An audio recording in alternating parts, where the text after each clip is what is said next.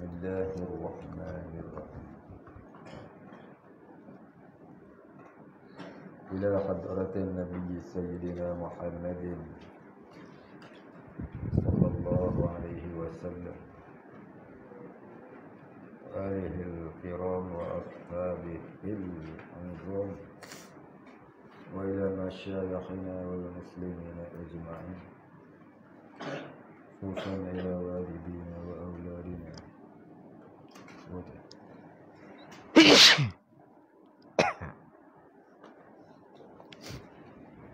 وخصوصا إلى آجاتنا مقصودنا ودعائنا، خصوصا إلى سيدنا شيخنا شيخ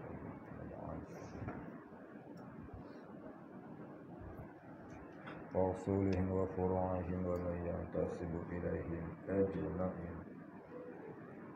شيء لله الفاتحة. أعوذ بالله من الشيطان الرجيم. بسم الله الرحمن الرحيم. الحمد لله رب العالمين الرحمن الرحيم مالك يوم الدين. إياك نعبد وإياك نستعين. اهدنا الصراط المستقيم صراط الذين أنعمت عليهم غير المغضوب عليهم ولا الضالين.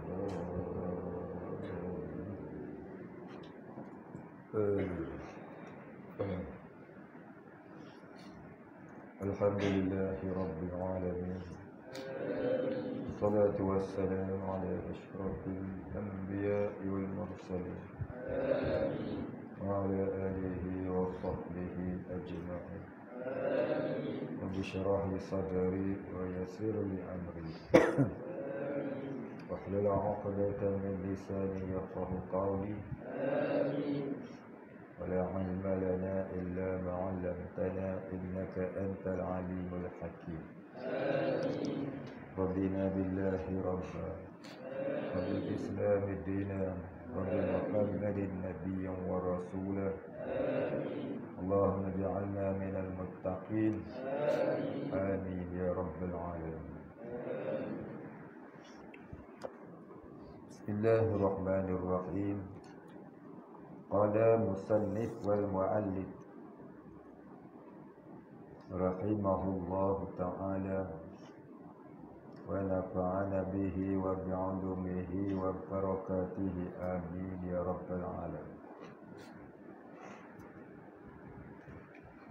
قال المصنف adapun dalil qiyamuhu binafsi.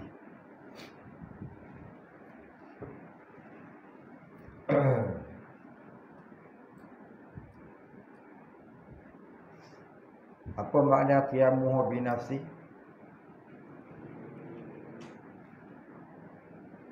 Asal dia duduk, dia bangun sendiri dia ke apa?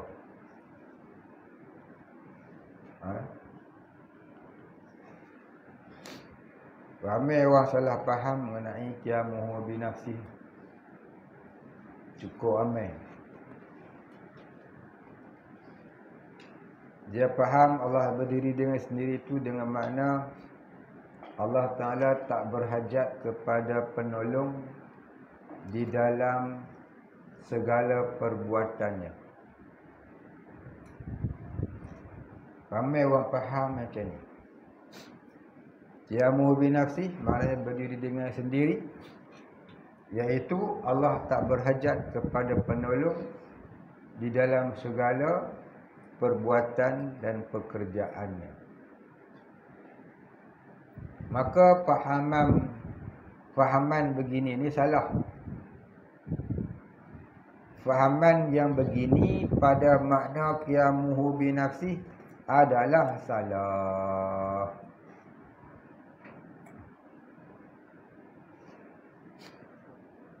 Tanya ada mana ngaji dulu-dulu, orang habaq kat dia lagu tu, cikgu dia, mana tak tahu.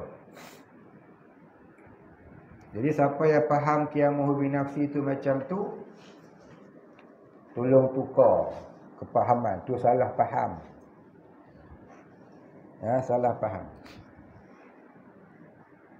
Jadi Allah tidak memerlukan pertolongan di dalam pekerjaannya itu bukan makna qiyamuhu binafsi.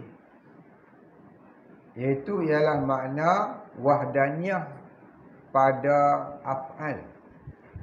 Maha Esa pada perbuatan. Ya, Maha Esa pada perbuatan iaitu Allah Ta'ala tidak memerlukan penolong di dalam pekerjaannya.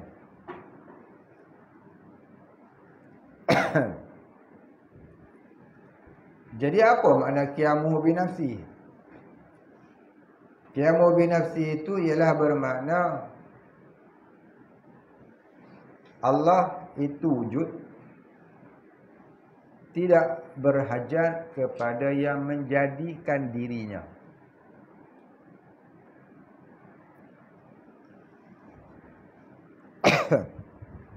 Allah tak berhajat kepada yang menjadikan dirinya. Lain pada Allah, semua berhajat pada yang menjadikan dirinya. Maka yang menjadikan dirinya itu siapa? Allah.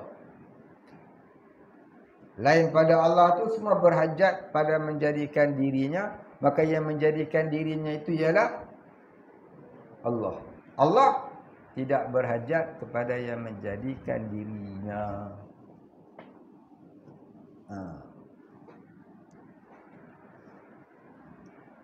Itu makna yang pertama. Makna yang kedua, Allah itu bukan sifat yang berhajat kepada zat untuk ia wujud. Allah itu bukan sifat yang berhajat kepada zat untuk ia wujud. Seperti makhluk. Makhluk itu namanya a'yan.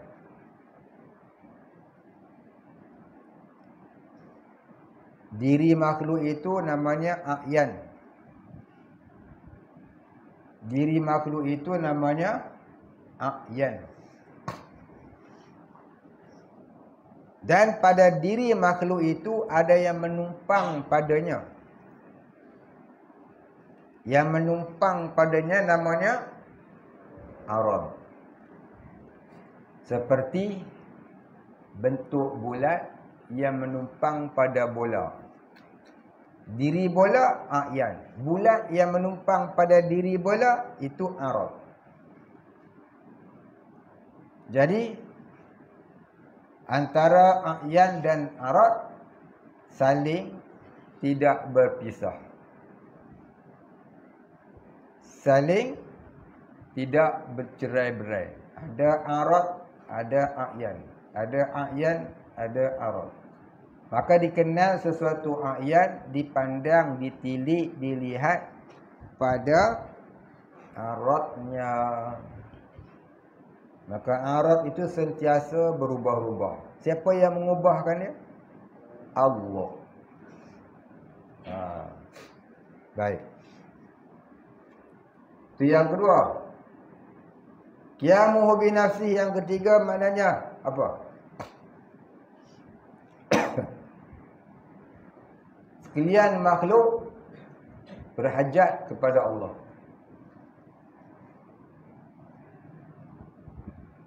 Sekalian makhluk itu berhajat kepada Allah. Berhajat kepada apa? Kepada mentakdirkannya, menjadikannya dan mentadbirnya.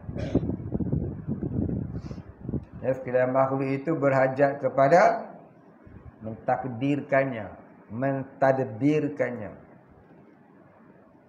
Ya. Menjadikannya, mentakdirkannya dan mentadbirnya. Allah. Jadi terkandung dalam makna qiyamuhu binafsihi itu ialah Allah Ta'ala itu maha kaya. Jadi kalau orang tanya apa makna qiyamuhu binafsihi, Allah Ta'ala itu maha kaya. Mustaghniyan an kulli ma siwa. Allah itu maha kaya dari tiap-tiap sesuatu. Faham? Dia terkandung dalam makna qiyamuhu binafsi itu Allah maha kaya. Bukan Allah tak berhajat kepada pembantu dalam pekerjaannya. Faham? Siapa tak faham kat dengan? Semua faham. Esok bila kita tanya, semua Kelantan. Lepas tu Terengganu. Faham lupa. Baik. Iaitu firman Allah Ta'ala, dalil qiyamuhu binafsi tadi, Allahu la ilaha illa huwal hayyul qayyum. Ayat ni semua orang tahu kan? Allah tiada Tuhan melainkan Ia, yang hidup lagi yang mendirikan 7 petala langit dan bom. Buat dia bom kabel. Ke bom. 7 petala langit dan bumi. Baik, apa maksud Al-Qayyum? Al-Qayyum tu ada beberapa tafsiran ulama. Al-Qayyum asal maknanya ialah yang maha berdiri. Yang maha berdiri. Tu asal makna Al-Qayyum. Yang maha berdiri dengan mana yang berdiri dengan sendiri. Apa makna berdiri dengan sendiri?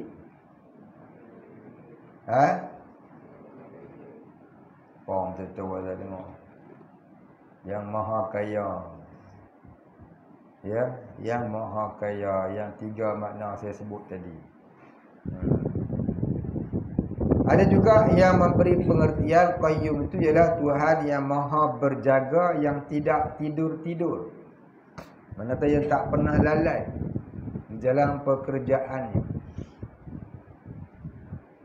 Maka antara pekerjaannya ialah mendirikan langit dan bumi dan memerintahnya.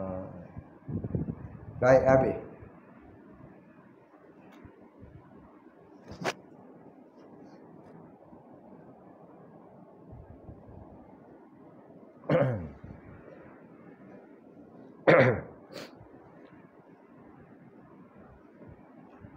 Maka maknanya ialah Tuhan yang hidup, yang berdiri dengan sendirinya. Dan dalil akli, iaitu kata Syekh Sanusi radhiyallahu anhu, wa amma burhanu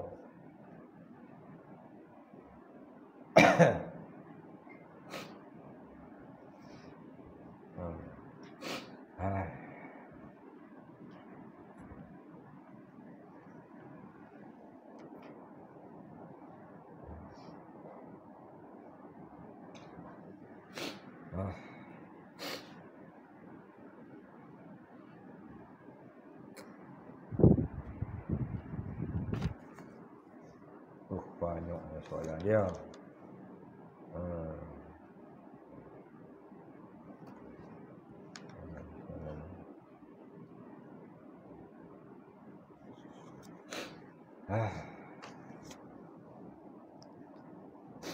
Allah.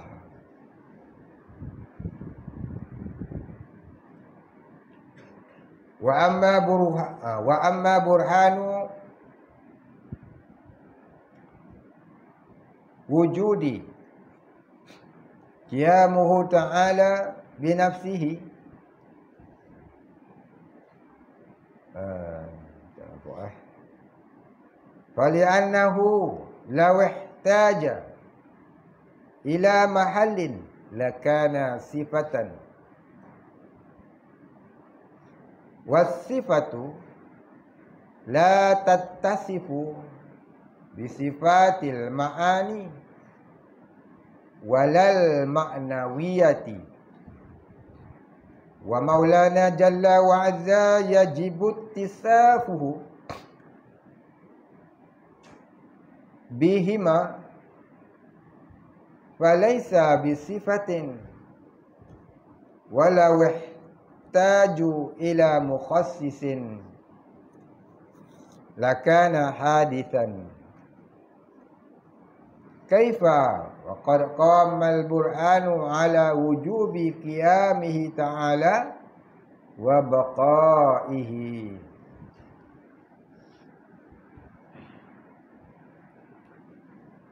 Dan adapun tanda wajib berdiri dengan sendirinya.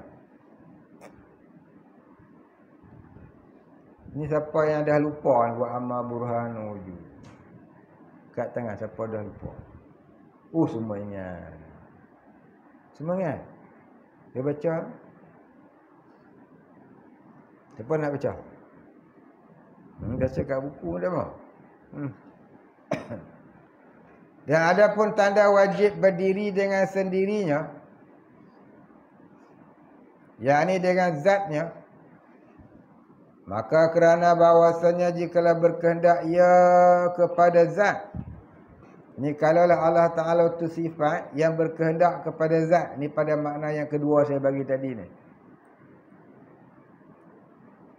Allah Ta'ala bukan sifat yang berhajat kepada zat. Makna yang kedua tu dia buah di sini. Faham? Cuba tak faham katnya. Dan ada pun tanda wajib berdiri dengan sendirinya. Ini wajib Allah Ta'ala bersifat dengan qiyamuhu binafsi itu. Berdiri dengan sendirinya, yakni dengan zatnya. Allah Ta'ala itu berdiri dengan zatnya sendiri. Bukanlah ia sifat yang berhajat kepada zat. Bukan. Maka kerana bahawasanya jikalau berkehendak ia kepada zat, nescaya adalah ia sifat yang berhajat kepada zat. Macam arad berhajat kepada a'yan. Dan jika ia sifat, nescaya tiadalah ia bersifat dengan sifat ma'ani. Pasal apa? Pasal sifat dia tak menumpang pada sifat. Sifat tak duduk pada sifat. Sifat duduk pada zat. Kalaulah Allah Ta'ala itu sifat, takkan dia ada pula sifat ma'ani. Maka tentulah Allah Ta'ala itu ialah zat yang ada padanya sifat-sifat kesempurnaan. Dan tiada pula ia bersifat dengan sifat maknawiyah. Kalau Allah Ta'ala itu sifat, tentulah dia tak bersifat maknawiyah. Kerana sifat tak duduk di sifat. Sifat duduk di duduk di zat. Contohnya putih tak duduk di hitam. Hitam tak duduk di putih. Macam nasi. Nasi putih. Hitam tak duduk di putih. Hitam duduk di mana? Dekat periuk nasi je. Dia tak duduk sekali. Dan Tuhan kita wajib bersifat dengan keduanya. Kedua apa?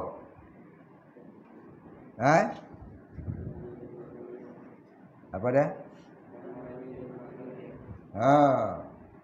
Ma'ani dengan ma'nawiyah. Pasal apa? Pasal dia zat. Maka bukan ia sifat. Tentulah ia zat dan bukan ia sifat. Dan jikalau berkehendak ia kepada fa'il, ini berkehendak kepada yang menjadikan dirinya. Itu makna yang pertama saya bagi tadi. Betul lihat? Betul lihat? Ada berapa makna saya bagi tadi? Tiga.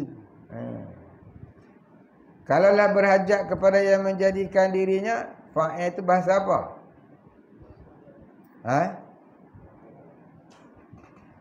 Bukan bahasa Tagalog. Itu bahasa Arab. Fa'il maknanya apa? Yang menjadikan. Fa'il yang menjadikan. Fa'ala yaf'alu fa'lan fahuwa fa'ilun. Fa'il yang menjadikan. Kalaulah dia berhajat kepada yang menjadikan, nescaya adalah ia baharu. Nescaya dia baharu. Dan sebenarnya telah berdiri dalil. Ini telah tetap dalil. Diri dalil ini telah tetap dalil atas wajib qidamnya dan baqa'nya. Kalaulah dia tu baharu, takkanlah dia tu bersifat qidam. Apa dia qidam? Adanya tak ada mula. Itu mana kata qidam. Ada inya, ada Allah itu tak ada mula. Itu makna qidam. Dan baqa'nya, apa makna baqa'? Adanya tak ada binasa. Adanya tak musnah-musnah. Baik, habis.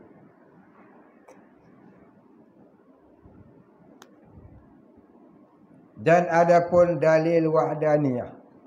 Kita berhenti situ dulu. Pasal nak baca soalan. Apa soalan dia?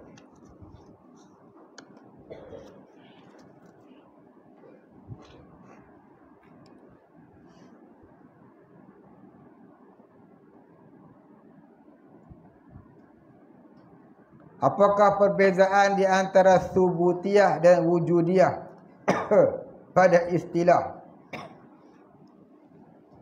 Wujudiyah ni perkara yang ada.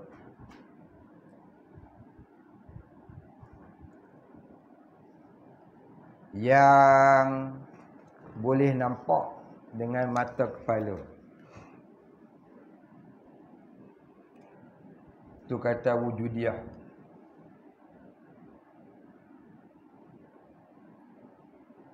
Kalau subutiyah, subutiyah ni benda yang ada. Sama ada boleh nampak dengan mata kepala ataupun tak boleh nampak dengan mata kepala. Itu subutiyah. Sabit. Maksudnya benda yang sungguh ada. Ada yang jenis boleh nampak, ada jenis yang tak boleh nampak. Itu kata subutiyah. Faham?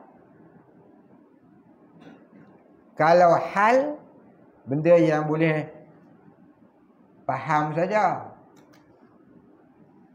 Nak tengok tak boleh. Amrun i'tibari pun benda yang boleh dipaham saja. Nak tengok tak boleh. Tapi kalau subutiyah ni, benda yang ada. Sama ada boleh dilihat ataupun tak boleh dilihat. Itu subutiyah. Benda yang sungguh adanya. Kalau wujudiyah, benda yang boleh dilihat. Benda yang ada yang boleh dilihat. Allah Ta'ala tu wujudiyah lah.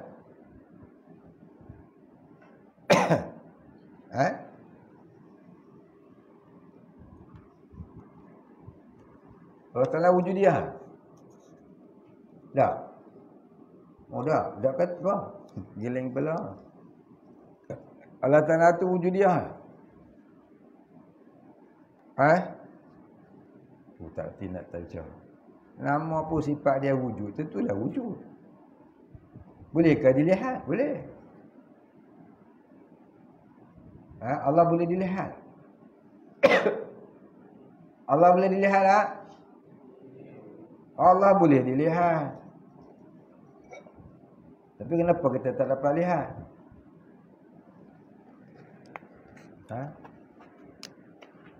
Kenapa kita tak dapat lihat? Karena bukan di luar kemampuan mata. La tudrikuhul absar. Allah itu tak dapat dilihat oleh pandangan mata. Habis itu di akhirat dapat lihat Allah.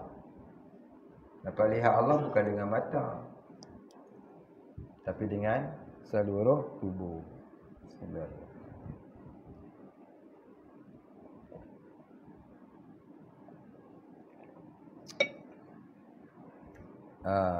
Cukuplah tu saya bagi terang Subutiah dengan Wujudiah. Dah bayar dah hutang, cukup dah. Nak boleh panjang lagi boleh. Lain kali lah. Ambil hak tu dulu. Yang tu pun sekali dia keluar pintu lepas tirai tu pergi tanya. Dia ganggu kepala sampai tembus dagu. Tanya. Tiap Farid. Tiap. Tak betul. Baik, ambil hak tu. Apa beza qadim dengan azali? Beza ke tak beza? Siapa tahu kat ni? Qadim dengan azali. Apanya? Siapa yang akan dengar kan? Dengan buat lawak pula. Tak boleh. Tadi ada orang nak kata kan? Apa dia? Saya tanya, qadim dengan azali itu ada beza tak? Ada?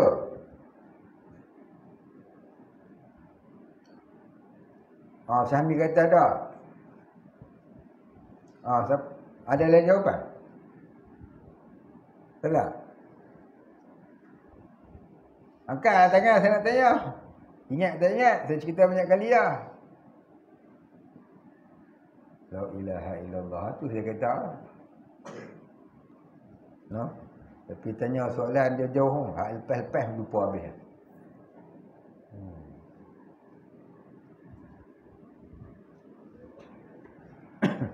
Tak dah? Apa? Jawab. Lupa? Serupa? Kata beza, ni kata serupa.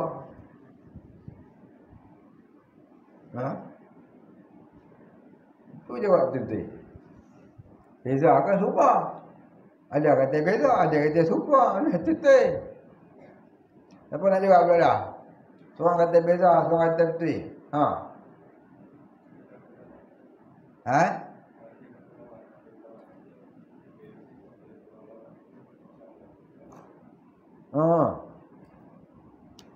Aku tu pula.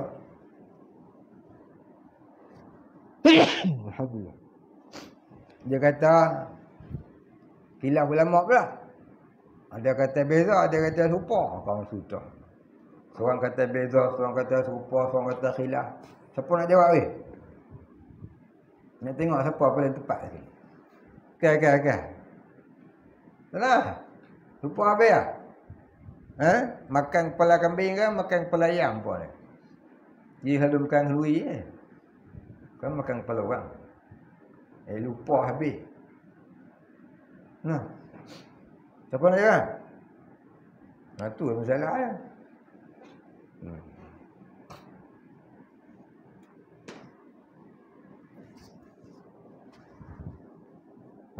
Apa makna qadim?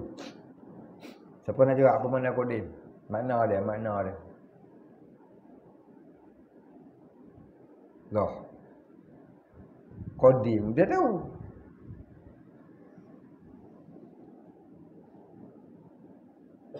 Macam ni gaya tak boleh ngaji jauh dah kena ulang balik. Dia Samin. 14 tahun tak boleh keluar pondok ni. 3 tahun membuka surat 50. Kalau patah balik lagi 3 tahun. Yang sampai muka surat 50. Habis hak mudah-mudah hak belakang untuk ini ya. Buang ada yang mau. Berat. Tak mau tanya sakit kepala. Tanya kaki kepala. Ada angkat tangan, jawab pun tak confident. Hak lain jangan ditanya, confirm tak tahu apa. Betul tak? Kodim tu apa macam tu? Biasa api ya, malas nak jawab. Tertukar soalan. Saya kalau saya jawab, saya pening kepala. No? Cak. Dia sebut tu berpuluh-puluh kali je. Dia tak boleh nak ingat. Dalil dia, buat periksa. Habis semua api. Tak tahu tak macam mana nak buat. Satu buku, 1 bulan bagi masa mengepai. All fee juga. Nak kata apa? Nasib kau lah. Nasib kau lah. Labu. Buat macam mana? Ya? Nak kata tak ada buku, ada buku. Nak kata tak terang, dah terang banyak kali ya. Tanya tak tahu. Ni kalau buat kata soalan ni, confirm tak tahu. No? Nak buat macam mana? Agak mak ayah lah tolong nasihat. Saya tak kerti lah. Baik, soalan pertama. Tadi dah soalan pertama dah. Ini satu soalan kedua. Maaf, izin bertanya. Saya kurang faham berkenaan tentang Allah mendengar pada zatnya waktu azali. Adakah zat Allah Ta'ala itu berbunyi-bunyi? Betul-betul tak faham. Apa punya soalan saya jawab macam tu.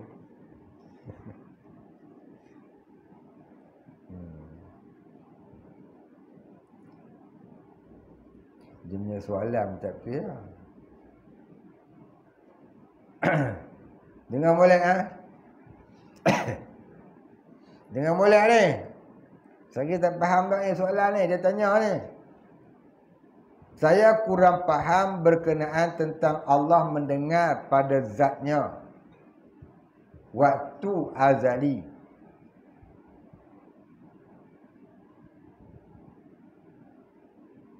Adakah saya pernah khabar Allah mendengar pada zatnya? Tu yang saya pening. Soalan tapi pada azali, adakah zat Allah itu berbunyi-bunyi? Baik, dengar molek ni. Jadi kalau orang tanya macam ni, baguslah dia berani tanya. Dengan habaq siapa? Sebagai orang gelak pula. Kan? Tak apa lah. Tak tahu tanya tak apa. Saya suka orang tanya. Dah tak tahu kata tak tahu. Tak apa. Jangan kata kita bodoh. Hak tak tanya tu pun bukannya kerti pun. Kalau bagi saya, biar orang kata kita bodoh. Tu pun nak tanya. Tanya dia pula. Dia kata jawab. Garu tulis sampai ke dagu. Tak boleh jawab lagi. Baik, dengar molek. Allah mendengar. Ni mengaji bab ta'aluk ni. Sifat sama. Sama artinya pendengaran. Hasilnya mendengar. Ta'aluknya mendengar sesuatu. Tempat ta'aluknya. Tempat ta'aluknya mendengar kepada yang maujudat. Apa saja yang ada, Allah Ta'ala dengar. Yang maujudat tu apa dah?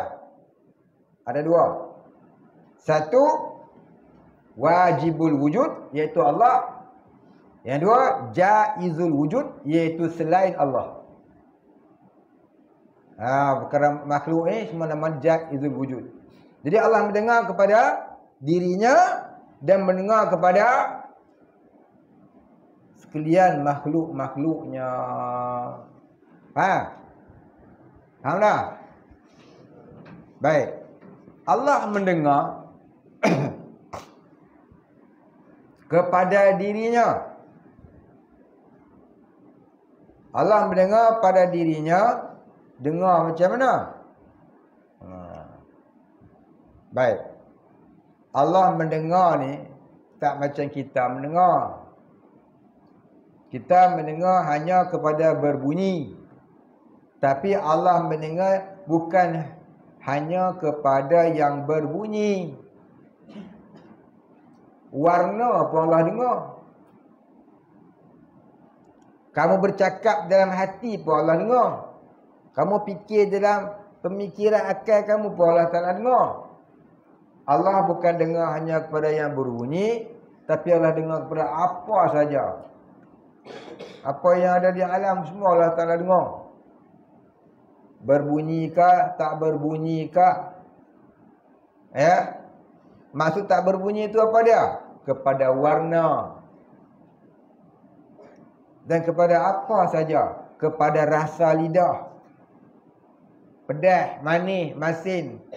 Tawak habis. Apa lagi? Payau, kelat. Pedas. Pedas kat mana? Ha? Pedas kat mana? Macam tu. Jadi semuanya tu Allah Ta'ala bukan hanya tahu, tapi Allah mendengar. Allah melihat, Allah mendengar, Allah mengetahui. Itu kata nama ta'alluq inkishaf. Ilmu sama basar ta'alluqnya inkishaf. Inkishaf tu maknanya tak tersembunyi dari sesuatu pun, tak tersembunyi sesuatu pun dari pengetahuan Allah, pendengaran Allah, penglihatan Allah. Apa yang ada semua Allah tahu, semua Allah lihat, semua Allah dengar. Suara Allah lihat suara. Kita boleh lihat suara? Tak boleh. Allah lihat suara. Bukan hanya mendengar, bahkan dia melihat. Dia mengetahui, dia mendengar, dia melihat. Pedas, dia mengetahui, dia mendengar, dia melihat. Bunyi, dia mengetahui, dia mendengar, dia melihat. Itu kata nama ta'alluq inkishaf. Apa maksud inkishaf? Tidak tersembunyi suatu pun dari pengetahuan Allah, pendengaran Allah dan penglihatan Allah. Faham? Itu pendapat yang muktamad, iaitu pendapat Imam Sanusi rahimahullah ta'ala. Ada ulama kata Allah hanya mendengar kepada yang berbunyi. Tapi pendapat tu dhaif, iaitu pendapat Imam Sa'duddin Taftazani. Faham? Faham lagi? Jadi Allah Ta'ala mendengar kepada zatnya, bukan bermakna zat Allah Ta'ala tu berbunyi. Faham? Bunyi itu sifat makhluk. Suara itu sifat makhluk. Faham? Jangan kita faham mendengar kepada yang berbunyi sahaja.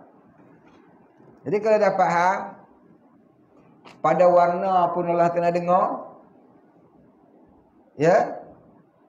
Pedas di lidah pun Allah Ta'ala dengar. Takkan zat dia tak dengar. Habis macam mana dia dengar? Dengar yang layak dengan dirinya, yang di luar kemampuan kita untuk mengetahui hakikatnya. Ya, cuma kita hanya boleh tahu Allah dengar. Tapi bagaimana Allah dengar, Allah jua yang mengetahui. Allah dengar dengan apa? Allah dengar dengan apa? Dengan zatnya yang bersifat sama. Boleh faham itulah maksudnya Allah mendengar kepada zatnya pada waktu azali. Maka bahagian ta'alluq pendengaran itu ada 3. Yang pertama tanjizi qadim. Apa tanjizi qadim? Tunai pada azali. Maknanya berlaku pada azali. Azali ni apa maksudnya? Iaitu waktu sebelum ada apa-apa, yang ada hanya Allah. Allah saja ada tu waktu azali. Faham, Farid? Ha. Tu masuk kata azali. Waktu belum ada apa-apa, yang ada hanya Allah. Allah mentadbir dirinya. Alam tak ada lagi, Allah tadbir siapa? Tadbir dirinya. Allah mendengar pada dirinya. Allah melihat pada dirinya. Allah berkata kepada dirinya. Allah mentadbir dirinya. Faham? Tu kata waktu azali.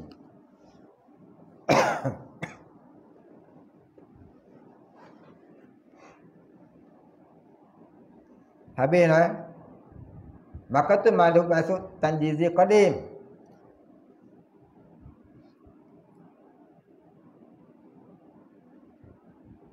Berlaku pada azali, Allah Ta'ala mendengar pada dirinya. Faham tak? Habis. Kemudian ta'aluk kudrat, ta'aluk sama yang kedua, bahagian ta'aluk sama yang kedua, suluhi qadim. Banyak tulis suluhi qadim dulu, lepas tu buat tanjizi qadim. Pasal apa? Dia ikut tu, ta'aluk kudrat tu, suluhi qadim, qabdah, tanjizi hadis.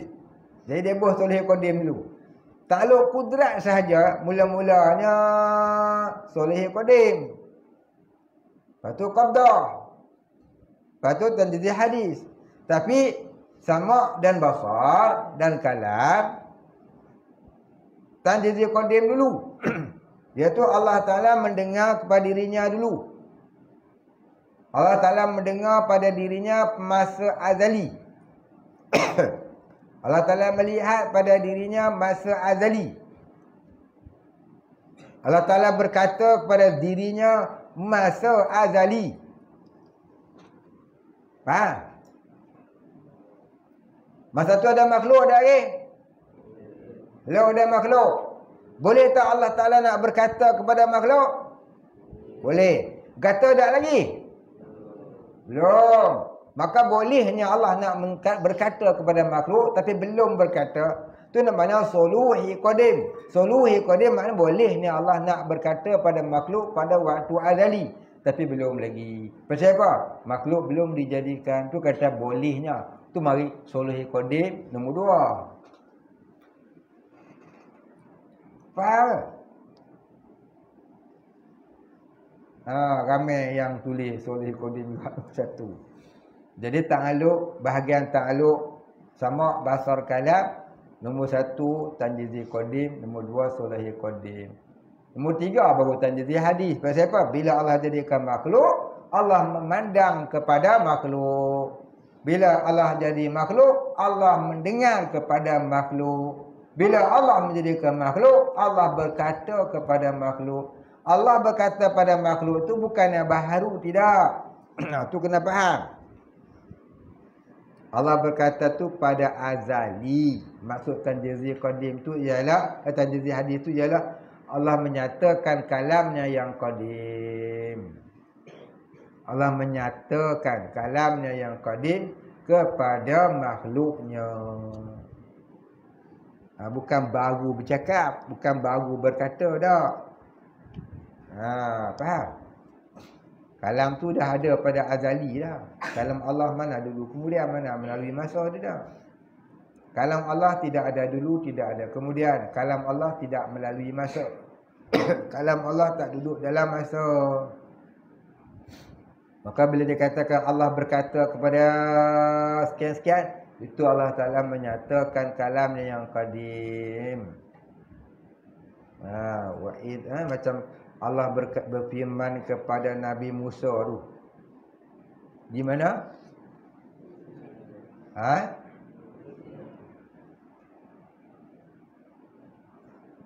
Tu mana dia apa? Allah menyatakan kalamnya. Bukan Allah baru bercakap. Salah faham, cederalah tauhid. Jadi Allah Ta'ala tu baharu. No? Belum mengaji tauhid, dosa. Tak mengaji, dah mengaji tauhid, dosa. Berdosa salah faham. Belum mengaji tauhid, dosa. Pasal tak mengaji. Dah mengaji tauhid, berdosa juga. Pasal apa? Salah faham. Ramai orang salah faham. Betul tak? Dia faham kalam Allah tu ada masa, ada waktu. Sampai Nabi Musa ke Tur Sina baru Allah Ta'ala bercakap. Jadi Allah Ta'ala tu dalam masa, dalam waktu, bertempat pula. Bertempat di Tur Sina. Allah mai bila? Tanya dia. Pasal apa? Buat mudah dengan tauhid, buat. Sebab tu sembahyang kalut. Sembahyang ikut dah. Sembahyang ikut dah. Asal boleh sembahyang. Pasal apa sembahyang ikut dah itu ya? Pasal? Tak kena Allah.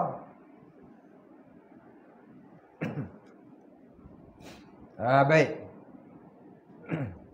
Tak mau cakap yang lebih-lebih. Cerita hak ni dulu. Dah faham dah tu? Jadi Allah mendengar kepada zatnya waktu azali itu ta'alluq tanjizi qadim. Allah mendengar kepada zatnya masa azali. Allah melihat pada zatnya masa azali. Allah berkata pada zatnya masa azali. Itulah maksudnya Allah mendengar pada zatnya waktu azali. Ya, belum ada apa-apa, Allah mendengar pada zatnya, melihat pada zatnya, berkata pada zatnya. Habis. Soalan kedua. Allah sendiri yang memberikan atau menamakan dirinya dengan nama-nama Asmaul Husna. Jadi adakah nama itu tidak qadim sebab Allah yang menamakan? Seakan-akan dulu belum ada nama, setelah itu baru ada. Kau pergi mengaji dengan satu orang dekat Pening tu, dia buat contoh lagu ni. Botol, ambil botol. Asal botolnya tak ada nama, lepas tu dinamakan. Baru kan? Aku faham lagu tu memang. Orang tu kena gam lah, tak boleh masuk Selangor.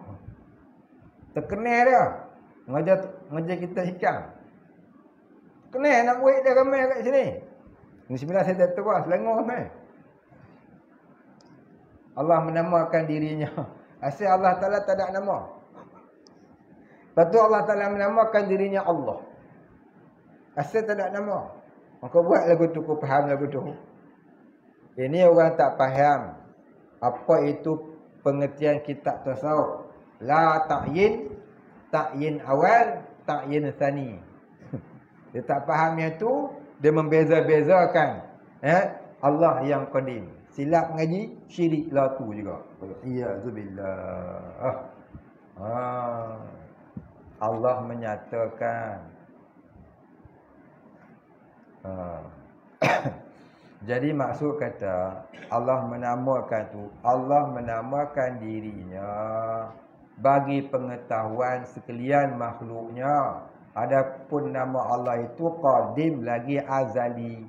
Sebagaimana Allah tu qadim, zatnya qadim, sifatnya qadim, asma'nya pun qadim.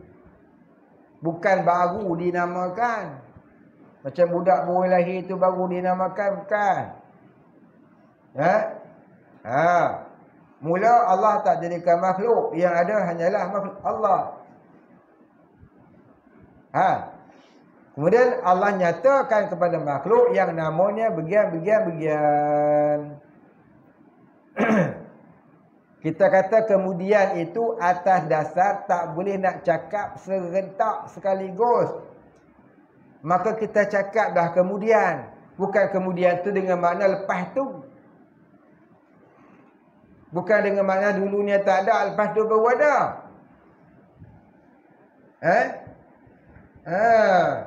Macam kita kata ataf. Ataf ni ada banyak jenis ataf. Ada ataf mughayyarah, ada ataf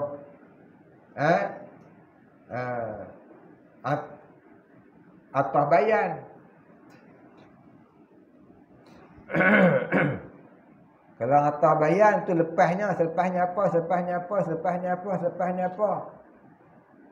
Alhamdulillahi rabbil alamin. Ar-Rahmanir Rahim. Alhamdulillahi rabbil alamin. Ar-Rahmanir Rahim. Tu kata selepas alhamdulillah, kemudiannya Ar-Rahmanir Rahim. Tu kemudian selepas dengan masuk ada mula, lepas tu apa dia pula? Faham? Jadi Allah ni dia ada nama, dia ada zat, dia ada sifat, dia ada asma. Adanya tu serentak. Mau tak boleh nak kata sekaligus, katalah. Ya. Allah itu ialah zat. Kemudian pada dirinya ada sifat-sifat. Kemudian pada dirinya ada asma. Kemudian tu bukan dengan makna bayan. Bukan makna selepasnya itu berwadah ni dah. Nak cakap sekaligus tak boleh. Macam wujud, kidam, baqa. Mula-mula wujud, kemudian baqa, kemudian kidam. Sifat Allah tu mula-mula wujud, kemudian baqa, kemudian kidam. Wujud, kidam, baqa. Lepas tu mukhalafatuhu lil awali, lepas tu qiyamuhu bi nafsi, lepas tu wadania, kemudian qudrat, kemudian iradah, kemudian sama, kemudian sampailah kalam. Kemudian tu bukan makna lepas tu berwadah tu, lepas tu berwadah tu dah. Faham? Kemudian tu pasal apa kita kata kemudian? Nombor 1 sampai 20. Pasal tak boleh nak sebut sekaligus serentak. Maka kenalah dibuat kira-kira. Tu namanya perkiraan pada amrun i'tibari. Bukan perkiraan pada tertib. Faham? Macam sembahyang, rukun sembahyang. Rukun pertama apa dia? Tak, rukun sembahyang macam tu. Rukun sembahyang pertama apa dia?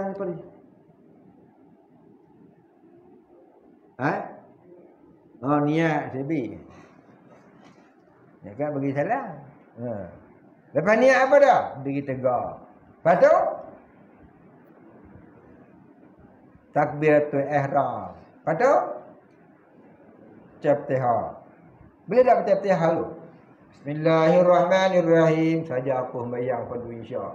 Ar-Rahmanir-Rahim. Allahu akbar. Maliki yaumiddin.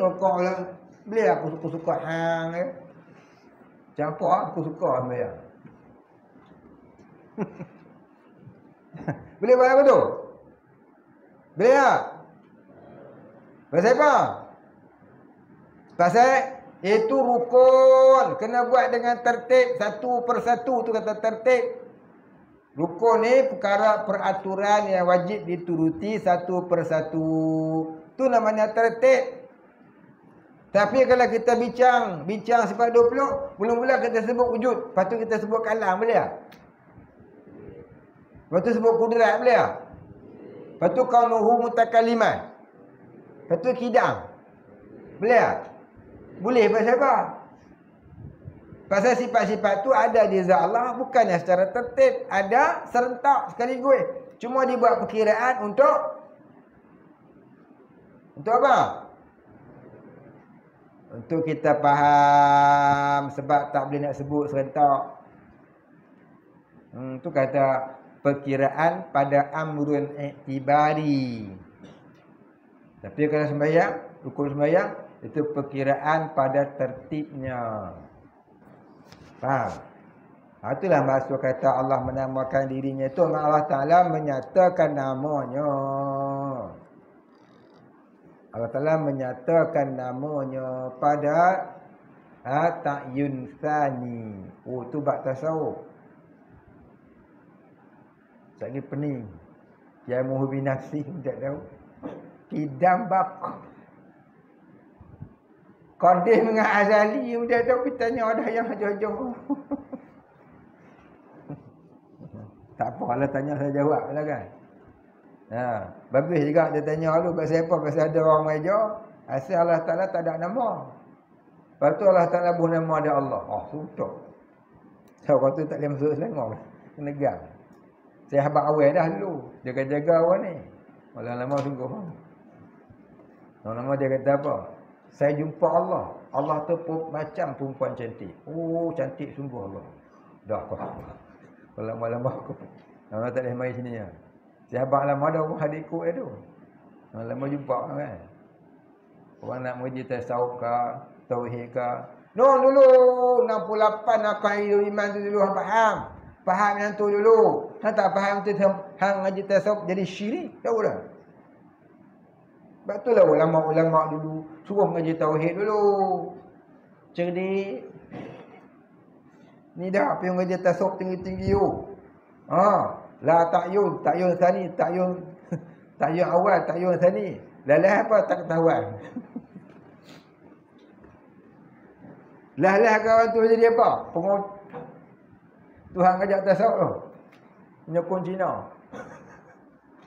Dia tak laku lah. Ni menyokong Cina ni. Lu camping kat Pulau Pinang menyokong Cina. Tu dia kata dah. Orang pening. Dia alim satu lah kita ikam kan. Lain tak ada. Pecah kita kifayatul muhtadi boleh. Bukan nak mudahkan dia dah. Tapi sebab fakta dia tu salah. Salah. Lepas tu kita ngaji ikut step. Mengaji tauhid dulu sifat 20. Lepas tu naik sikit 68 aqaidul iman. Mengaji fiqh dulu apa dia bab bersuci. Ni ambil semayang betul-betul. Ni hadis macam itu. Tanya, mandi hadis basuh mana dulu? Tanya, siapa boleh jawab? Mandi hadis basuh mana dulu? Tanya, jawab lah. Siapa boleh jawab lah. Yang petak tim mandi hadis lah. Oh, main sepanjang tu. Umur dah 18 tahun tak tim mandi hadis lagi. Hai. Apa siapa tahu mandi hadis? Mana ada yang basuh mana tu? Dekat kan? Sebab tahu? Tak tahu? Ya Allah. Seorang tu dah 7 dah sekolah pondok. Seorang tu dah 3. Seorang tu dah 2. Kebanyakannya 2. Hak baru masuk sini tu tak kata lah kan. Baru masuk sini. Walaupun 3 tahun. Tapi sini lain tak ngaji. Hak lain-lain tu. Ada 2 tempat dah. Ada 3 tempat dah. Ada sampai ke IPTA tinggi-tinggi dah. Saya tanya, mandi hadis basuh mana dulu? La ilaha illallah. Mandi hadis basuh mana dulu? Tak tahu. Sengih lah. Orang tanya dia sengih dah. Mak sengih. Siapa tahu? Tak tahu. La ilaha illallah. Gini je lah. Besok ni malam pertama puasa. Ya. Kita lepas buka puasa mayang maghrib. Lepas mayang maghrib kita rehat. Rehat nak suci perut ke apa kan. Kan semuanya kaki keberakan belakang kan. Bahan makan kira nak ketandas, nak berak. Siapa rajin pergi berak kat tengah? Nak mengaku kan. Tak lain pun ada. Tak mengaku. Jadi saya bagi masa sampai pukul 9. Lepas buka puasa, mayang maghrib. Lepas tu pukul 9 baru kita sembahyang isyak. Pukul 9 baru azan. Bagi peluang dia orang nak pergi berak. Bukan pergi perak, pergi berak. Faham? Faham tak? Tidak. Macam tu lepas lah pukul 9.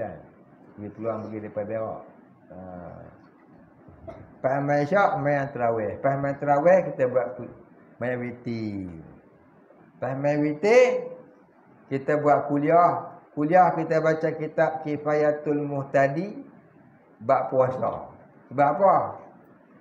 Kalau taharah pun tak tahu, puasa kompom tak tahu. Jadi kita muzakarah kitab puasa besok. Ya. Sampai habis bab puasa. Kalau sebulan dah. Kalau seminggu lah. Bab puasa dalam kitab apa saya sebut tadi?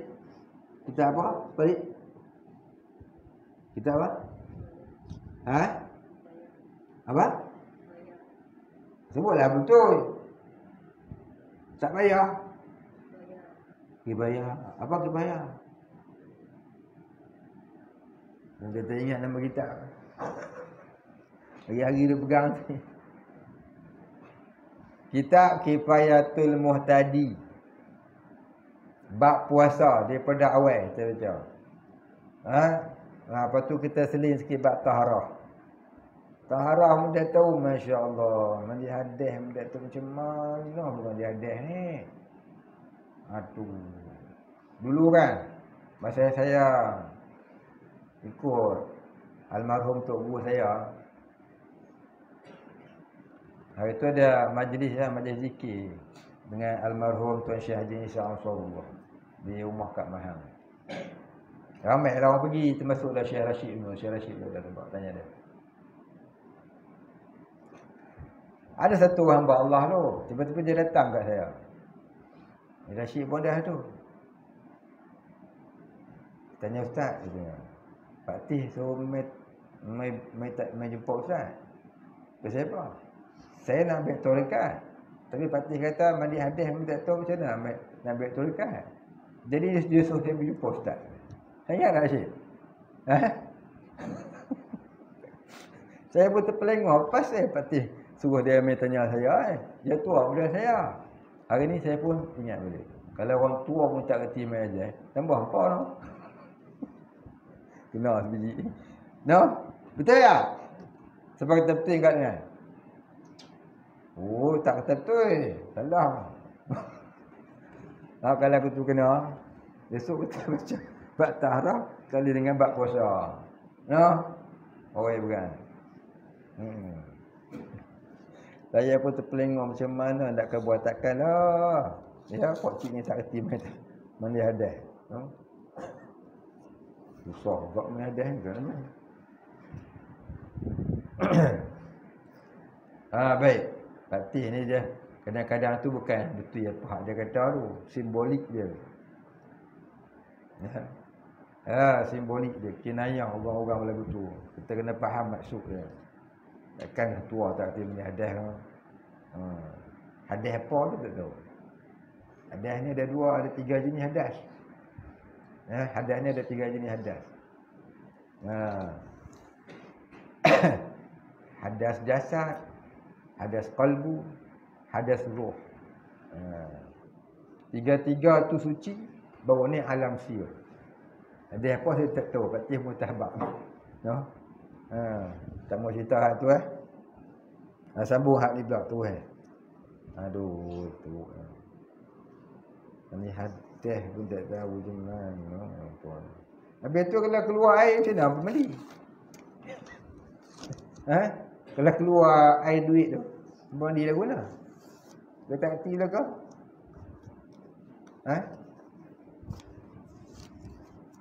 Mandi macam mana ni pada nak? Guling atas tanah, tayamum. Kenapa? Sengih-sengih. Bukan erti. Baik, soalan.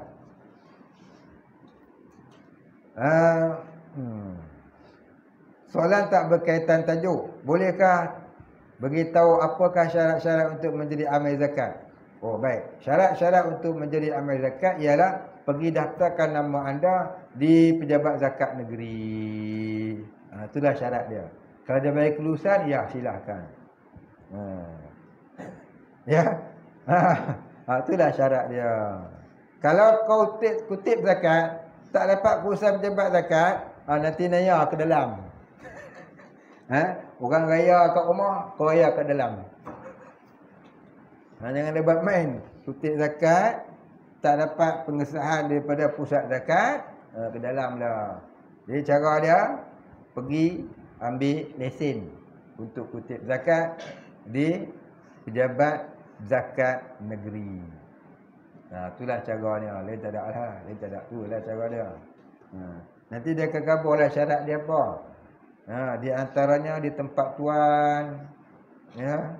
Tak ada lagi orang kutip zakat. Kalau ada 10 orang dah nak kutip banyak-banyak buat apa? Sekarang yang kutip lebih banyak pada anak beri pula lagi. Sudah. Wallahu a'lam. Apa soalan sebab yang dia nak tanya sebenarnya ni kita tak tahu. Saya rasa macam ada sesuatu dia nak tanya ni. Tapi dia tanya sikit je. Kok saya jawab lagi dia kata apa pula. Jadi saya pun tak mahu tanya. Tak mahu jawab terus. Saya tanya saya jawab. Tumpang bertanya. Tanya tak payah tumpang, saya bukan bawa kereta. Apakah maksud selalu kata terjun ke bidang sufi? Adakah maksudnya bertarikat? Ya betul. Betul lah tu. Dan jika seseorang tidak bertarikat, tapi dia istiqamah belajar, berguru kitab-kitab para ulama dengan guru yang bersanad, adakah dia dikira tidak menjalani kesufian? Sedangkan kehidupannya benar-benar makrifah kepada Allah. Malah ada juga mereka yang bertarikat tapi kehidupan saling tak tumpah seperti orang yang tidak kenal Allah. Mohon pencerahan. Saya dahulukan ucapan terima kasih. Ya, sama-sama kasih. Dia kasih. Macam mana dia boleh tahu orang tak bertarikat ada ma'rifatullah? Tu saya confuse. Saya nak jawabnya pening juga ni. Silap jawab lagi. Dia kata tak sampai mafhum pula. Saya nak tanya ada boleh. Pasal dia tanya saya tak faham. Saya nak tanya dia. Macam manakah yang Tuan kata orang yang tak bertarikat hidupnya seperti orang yang mengenal Allah? Macam mana Tuan tahu kata dia mengenal Allah? Ambil Tuan beritahu kepada saya. Satu soalan. Baik.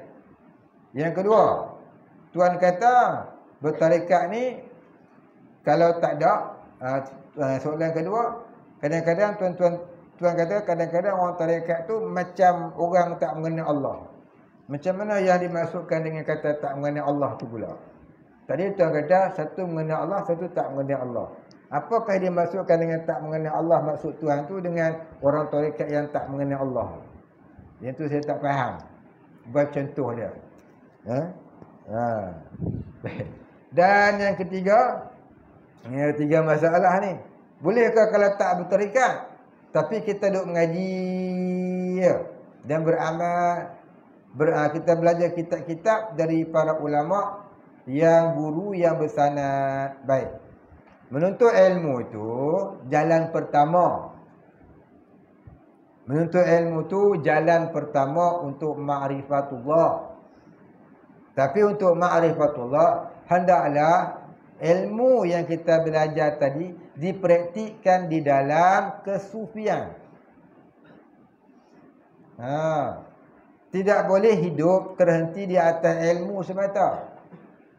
Ilmu itu hikmahnya untuk 2 jenis perkara yang ada pada kita pada dasarnya, iaitu jasad dan roh.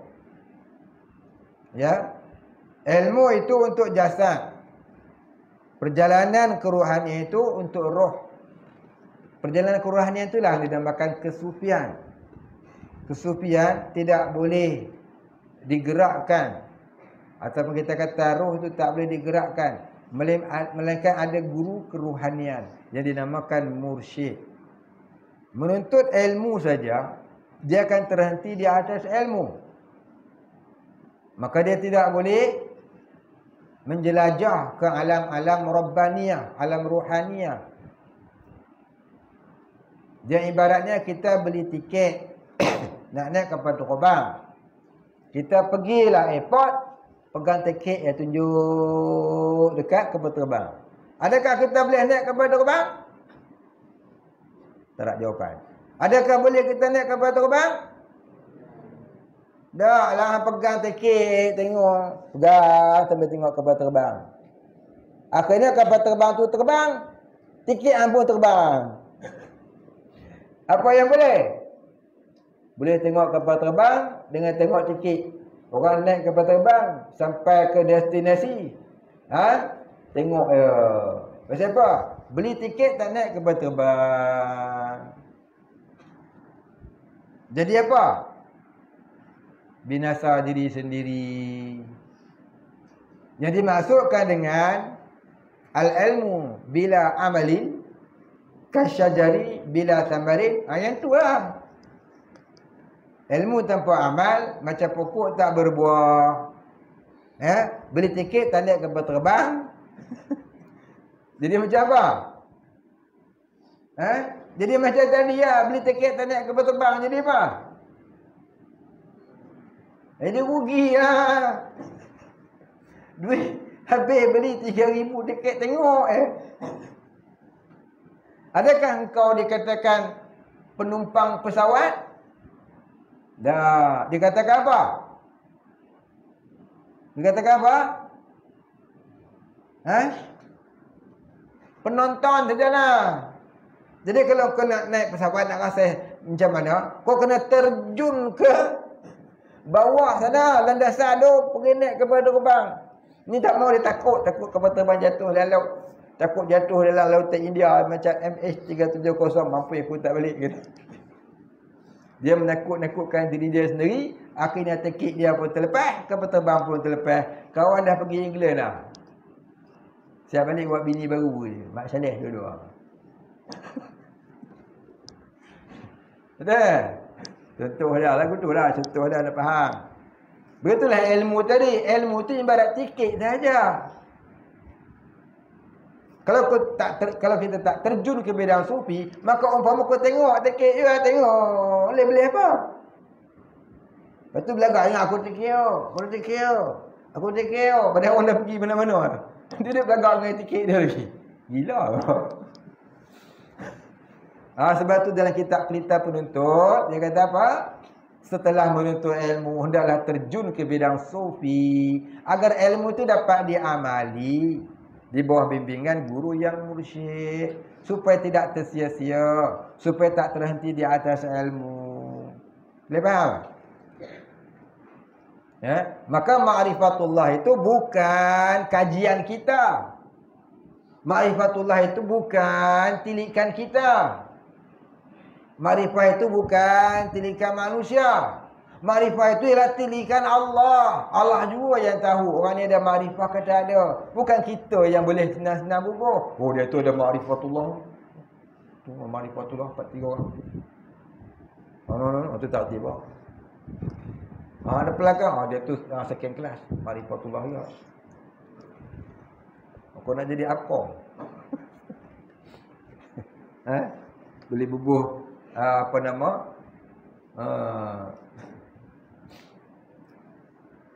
Mertabak orang. Yang tu mertabak dia, tu mertabak ni.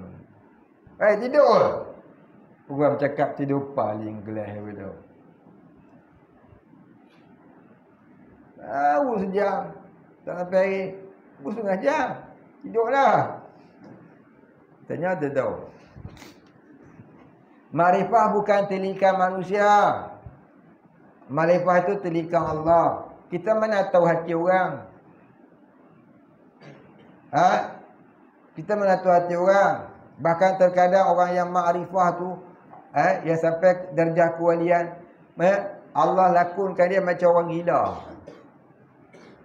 Ada setengahnya dilakukan macam orang alim. Ada setengahnya macam orang biasa. Kita mana tahu? Ilmu orang dalam dada kita pun kita tak boleh tahu. Kita anggap orang tu jahil dengung tak kerti apa. Tidak. Batu ada nak baling batu. Kena pala pinjol. Tidur malam tidur, siang tidur, tengah hari tidur, pagi tidur dalam kolam. Tidur dalam kolam. Ni pantai duduk dalam kolam. Jadi kata Syekh Abdul Qadir Jalani, siapa-siapa nak menuju kepada Allah untuk dapat maqam ma'rifatullah, dia kena buat 4 perkara. Ini bukan saya kata. Kata Syekh Abdul Qadir Jalani. Apa dia? Yang pertama, menuntut ilmu. Sekurang-kurangnya fardu ain. Yang kedua, bertaubat nasuha dari segala dosa-dosa, fasyak, mungkar, dan juga kepada keinginan buat dosa. Apa jugalah taubat nasuha. Yang ketiga, menerima bai'ah, talqin, tarekat sufiyah dari guru yang mursyid. Itu kata Syekh Abdul Qadir Jailani. Menerima talqin, menerima bai'ah, talqin, tarekat sufiyah dari guru yang mursyid. Yang keempatnya, istiqamah beramal. Maka apabila dia sentiasa duduk di bawah gurunya yang mursyid, maka itulah dinamakan orang yang menjalani kesufian. Kalau dia lari dari jalan guru-gurunya, bermakna dia tersasar.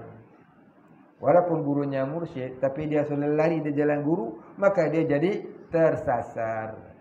Maka belajar tasawuf hendaklah dihalus-halusi, bukan sekadar menyebut sahaja. Ya, wallahu a'lam. Nah, cukuplah sekat tu. Kita sambung ya. Jadi malam besok kita baca Kifayatul apa? Muhtadi. Dia orang baru. Tak boleh ingat, no? Kalau orang lama tak ingat, bubuh batu. Ha? Saya tak ingat bubuh.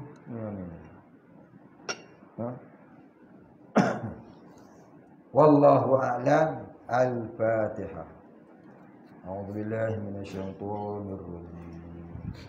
Bismillahirrahmanirrahim. Alhamdulillahi rabbil alamin.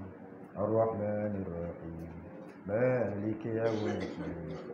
Iyyaka na'budu wa iyyaka nasta'in. Ihdinas siratal mustaqim.